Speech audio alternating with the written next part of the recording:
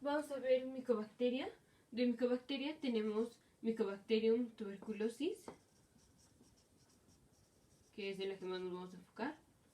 Luego tenemos Mycobacterium scrofulatum, Mycobacterium intracellulare, avium, y Mycobacterium marinum. En la Mycobacterium marinum le va a dar a los pacientes que están expuestos a agua contaminada, generalmente las personas que tienen pescados o así, en su pecera, que tienen los corales y así, le están limpiando la pecera y se cortan con el coral. Entonces, si el agua está contaminada con Mycobacterium marinum, se infectan y les puede dar una celulitis. En Mycobacterium scrofulatum, esto produce una linfadenopatía, generalmente linfadenopatía cervical en niños, clásicamente en niños, o ya para ser en pacientes adultos inmunocomprometidos, por ejemplo si tienen HIV. Mycobacterium avium intracellulare, a veces le dicen complejo, le dicen MAC complex, dije es Mycobacterium avium. Bueno, este le va a dar a los pacientes inmunocomprometidos, por ejemplo pacientes con HIV, y esta es una infección diseminada y se puede ir, por ejemplo, al sistema reticular endotelial, produciría esplenomegalia, puede tener sangrado el paciente, tiene linfadenopatía, puede tener diarrea, es muy variado cómo se presenta, pero lo importante es que esto da cuando la cuenta de CD4 es muy baja, cuando está menor a 50 células por milímetro cúbico. Entonces, si es un paciente con HIV y tiene menos de 50 células CD4 por milímetro cúbico, le vamos a dar profilaxis para el Mycobacterium intracellulare. El que le vamos a dar es acitromicina. Entonces, esto de profilaxis y de tratamiento. La acitromicina sirve como profilaxis y también de tratamiento. Ahora sí, Mycobacterium tuberculosis. En Mycobacterium tuberculosis tenemos la infección primaria. En la infección primaria vamos a tener, por ejemplo, aquí el pulmón. El pulmón sí, la infección va a suceder en el pulmón, generalmente en el lóbulo inferior. Y vamos a tener aquí un punto que es en donde está sucediendo la infección. Es este punto, o sea, primero tenemos la infección, aquí está Mycobacterium tuberculosis, pero Mycobacterium tuberculosis finalmente va a migrar aquí a los nodos linfáticos de aquí, sí, aquí está la tráquea, aquí los nodos linfáticos que estén aquí alrededor. Entonces tenemos infección en el punto del lóbulo inferior, en los nodos linfáticos y en este tracto. Entonces todo esto, estas tres cosas, se van a llamar el complejo de Ghon. Ghon complex. Y el foco de Ghon es nada más este punto, este es el foco de Ghon. Y punto de infección, nodo linfático y tracto linfático, este es el complejo de Ghon. Bueno, y ya esa es la tuberculosis primaria. De la sintomatología puede ser fiebre febrícula, en sudoración, especialmente en la noche, escalofríos, también igual en la noche, hemoptisis. De hecho, dos personajes muy importantes en la historia se murieron de tuberculosis. Uno fue Ramanujan, que hizo aportaciones impresionantes en matemáticas y ahora ya se utilizan, por ejemplo, hasta en las teorías de los agujeros negros y en los números primos y así. Y el otro es, Mozart. Obviamente no sentido, no se compara la música con lo de la matemática, pero también Mozart se murió por Mycobacterium tuberculosis. Bueno, en Mycobacterium tuberculosis, en la infección primaria, lo que pasa es, tenemos aquí a un macrófago. El macrófago se va a comer a la Mycobacterium tuberculosis, aquí está, la bacteria hace fagocitosis, entonces se acerca, aquí se acerca y finalmente hace fagocitosis, entonces ya está aquí dentro de una vesícula, está Mycobacterium tuberculosis. Está aquí en un fagosoma. El fagosoma lo normal es que se fusione con un lisosoma y luego ya tenemos un fagolisostoma, y esto es lo que en general destruye a las bacterias. Pero aquí, Mycobacterium tuberculosis en su superficie tiene unos sulfátidos que impiden que haya esta interacción. El Mycobacterium tuberculosis ya no puede ser matada por estos lisosomas, por estos sulfátidos que tiene. Entonces, Mycobacterium tuberculosis no se muere y se empieza a replicar ahí adentro del macrófago. Entonces, lo primero que vamos a tener es replicación de Mycobacterium tuberculosis adentro de los macrófagos. Esto generalmente pasa como en las próximas semanas después de la infección. Después de que fue expuesto y ya se infectó, en las primeras semanas va a pasar esta proliferación de Mycobacterium tuberculosis. Ya lo siguiente es que ya cuando hay mucha Mycobacterium tuberculosis, entonces que ya no está aquí nada más adentro del macrófago, entonces ahora ya se van a activar los linfocitos T helper o linfocito TCD4 subtipo T1, TH1, T helper 1. Esto lo que va a hacer es que activa al macrófago. Tenemos el linfocito T helper y aquí está el macrófago. El linfocito T helper secreta interleucina 2.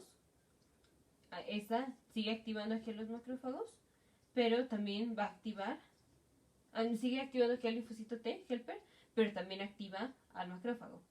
Otra cosa que secreta, más importante que la interleucina 12, es el interferón gamma. Este interferón gamma es lo que va a hacer que estos macrófagos ahora se convierten en histiocitos. Y son estos histiocitos los que finalmente van a hacer el granuloma. En el granuloma vamos a tener aquí el sitio donde está Mycobacterium tuberculosis y va a estar rodeado de macrófagos activados que son histiocitos. Y de hecho no son nada más así macrófagos, son ya células multinucleadas. Entonces lo veríamos como, a veces parece como herradura de caballo, que dentro de una célula, o sea, una célula se va a ver con varios núcleos, porque en realidad son células fusionadas, son macrófagos fusionados, entonces se va a ver como herradura de caballo, porque parece una célula con varios núcleos. Pero bueno, entonces el granuloma es lo que contiene la infección con Mycobacterium tuberculosis. Y los granulomas se formaron por la activación de macrófagos, por la activación de linfocitos T helper 1. Muy importante fue por el interferón gamma. Y bueno, entonces este foco de GON puede calcificarse, entonces estaría aquí ya calcificado, así que no pasa nada, pues nada más se calcificó. Y pues nada más hay que estarlo vigilando, tomando radiografías y ver que no crezca, y ya. O puede, o sea, una vez que fue calcificado, se puede reactivar. Entonces, si se reactiva, para empezar, ahora si se reactiva, ya se llama foco de Simon.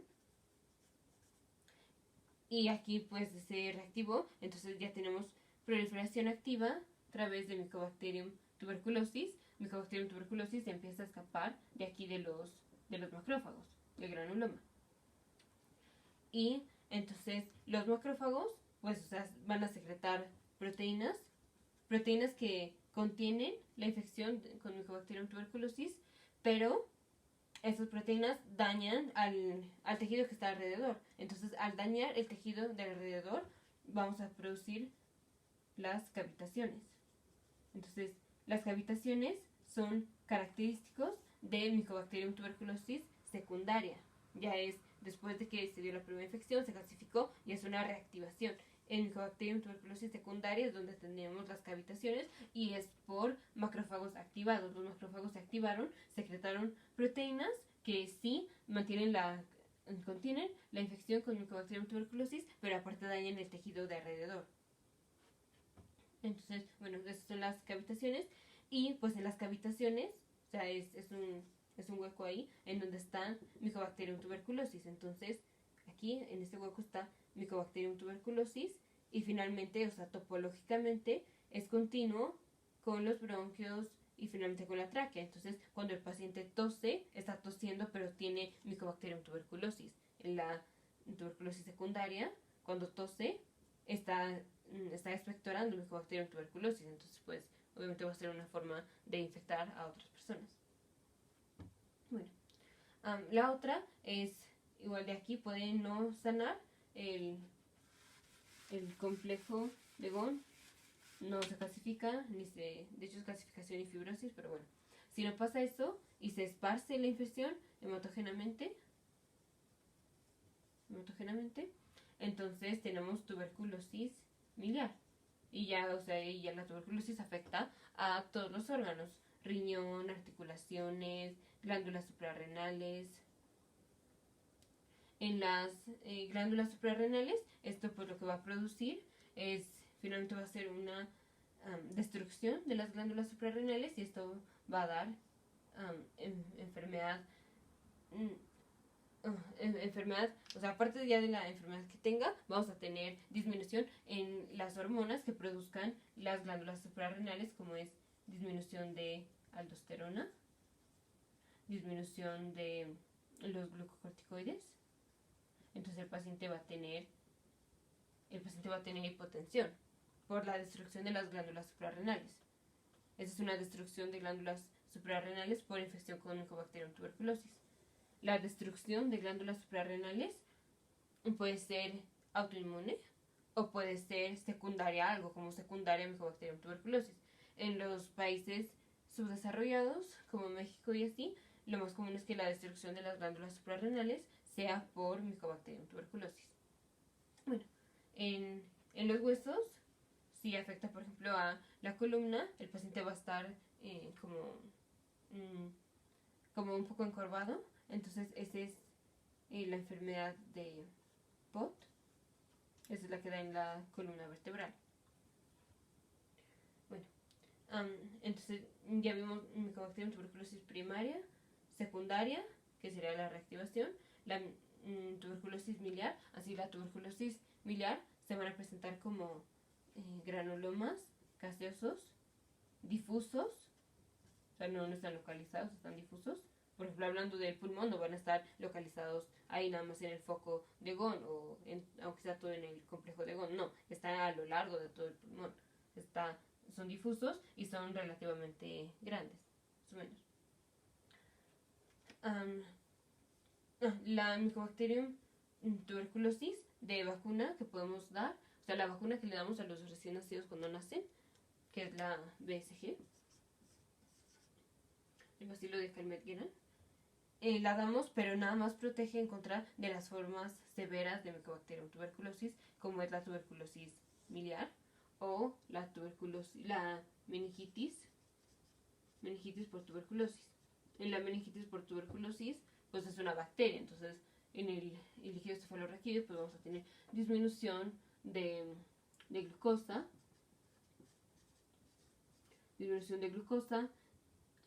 un poco de aumento de proteínas, aumento de células.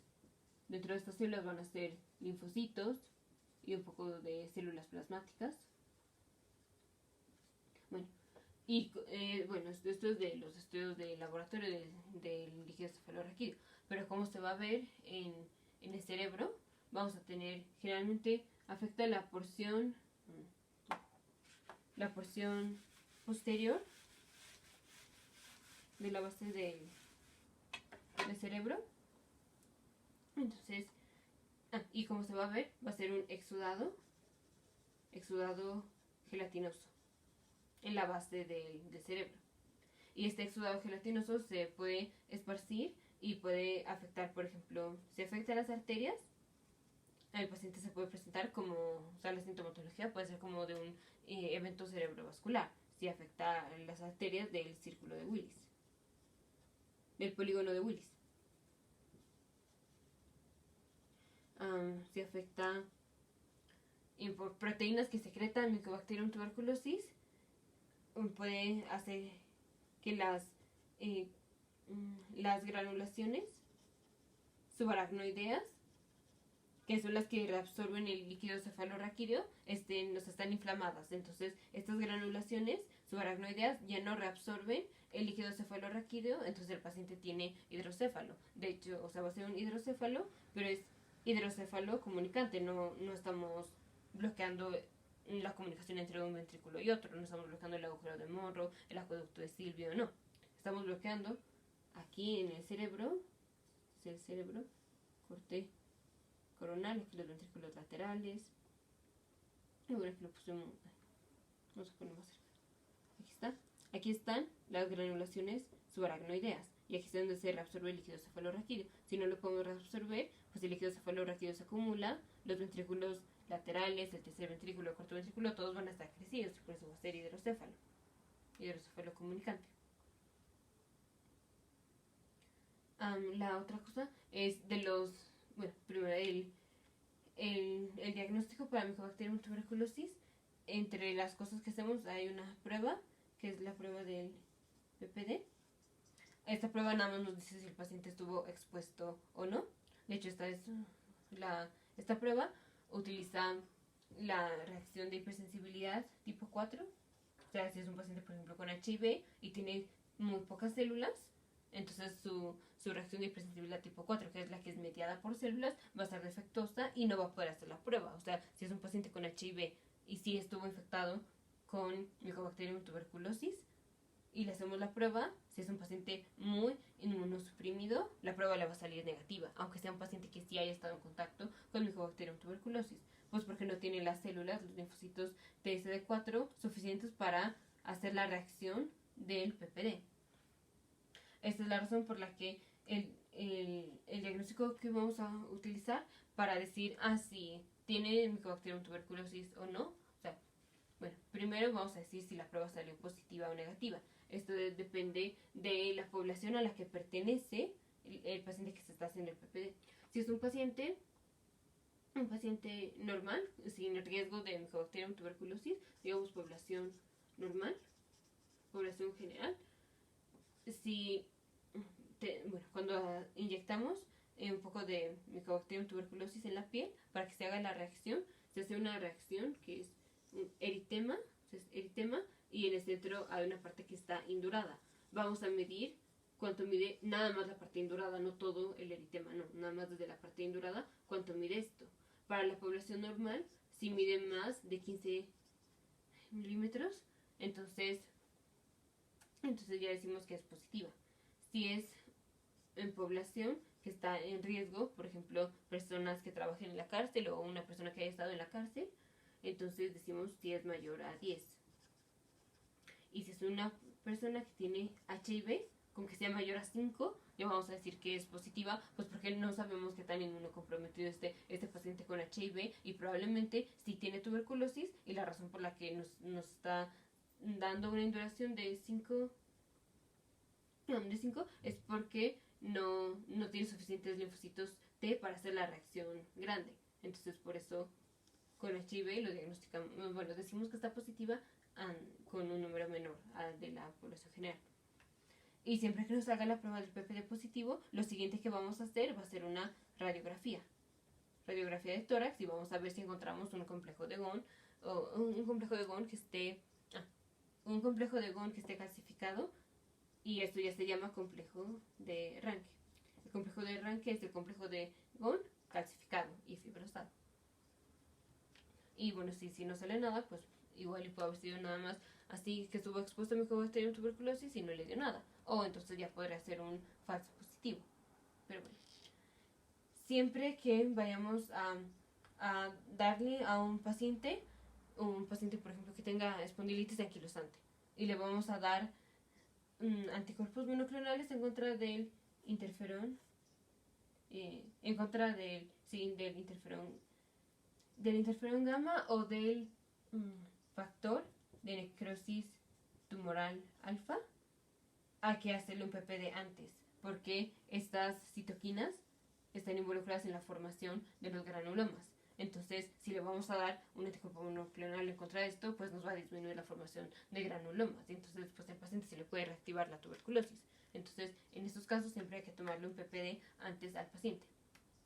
Nos vemos en el siguiente video.